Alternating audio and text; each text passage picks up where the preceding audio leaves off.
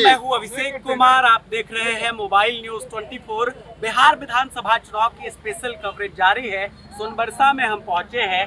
सोनबरसा विधानसभा की अगर हम बात करें तो इस बार यहां मुकाबला काफी टफ दिख रहा है, क्योंकि महागठबंधन ने सरिता पासवान को अपना उम्मीदवार बनाया है और इस बार सरिता पासवान के यहाँ आने से कहीं ना कहीं मंत्री जी को की जो कुर्सी है वो डोलती दिख रही है। सरिता जी, जिस तरह से लगातार आप जनता में अपनी लोकप्रियता हासिल किए हुए हैं, इस बार महागठबंधन ने आप पर भरोसा जताया है, क्या लग रहा है, क्या उम्मीद करते हैं, जनता साथ आ रही है आपके?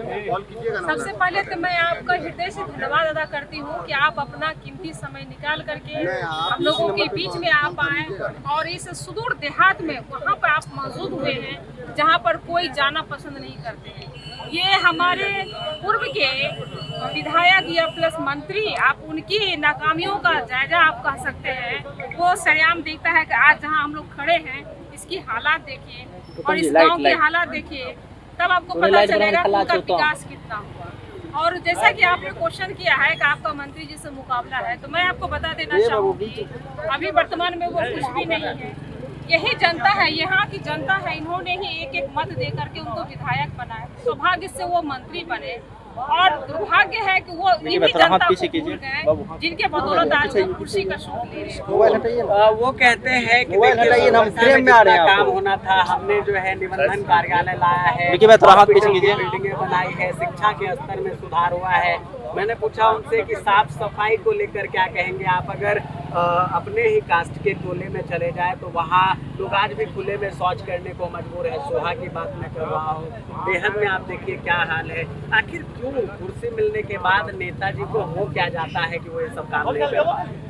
देखिए, बड़ी दुर्भाग्य की बात है, वो जो कह रहे हैं कि मैंने शिक्षा में बेहतर काम किया है, वो सरजमीन में दिखना भी तो चाहिए। और आप हमसे चलो चलिए भाई, मैं एक विरोध में मैं चुनाव लड़ रही हूँ तो आपको लग रहा होगा सही कुछ भी बोल सकती है, बोल रही है। आप यहाँ पे खड़े मतदाताओं से आप पता कर लीजिए, जो आम आवाम है जिनको किसी राजनीति से लेना देना नहीं है, आप उन लोगों से पूछ लीजिए कि कितनी बार हमारे माननीय विधायक को 15 सालों में कितनी बार उनकी नींद टूटी, जो आए होंगे इस बनमाइटरी के बत्ताई गांव में देखने के लिए लोगों में।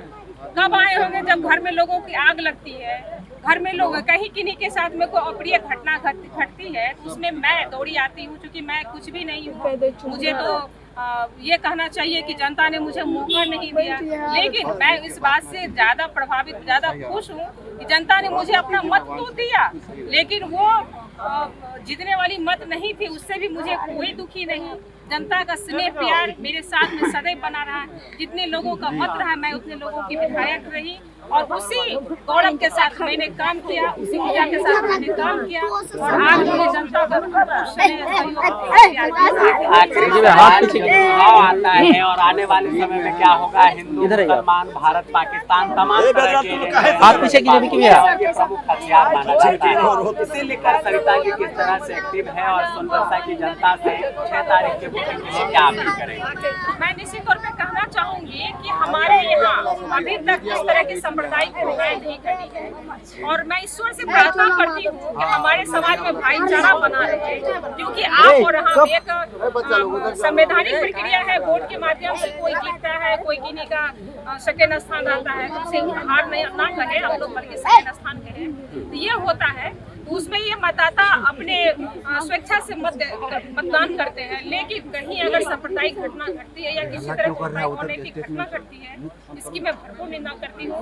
वो नहीं होगी और मैं उम्मीद करती हूँ कि यहाँ की जनता, हमारे खासतौर से बनमाइटरी जहाँ आप और हम अभी मौजूद हैं, यहाँ की जनता इतनी ज़्यादा सजग है और इतनी पढ़ी लिखी और होशियार है, वो समझती है कि ये सब चुनाव की चोचलेबाजी है और इन लोगों में, इन बातों में वो पढ़ना नहीं चाहते। बिल्कुल, तो सरिता पासवान जी हमारे साथ जुड़ी हुई थी और कह रही हैं ये कि इस बार 15 साल से जो क्षेत्र का दुर्भाग्य रहा है वो स्थिति बदलने वाली है। महागठबंधन और कांग्रेस के पक्ष में यहाँ की जनता आकर 6 तारीख को मतदान करेगी। 14 तारीख को परिणाम आने वाला है।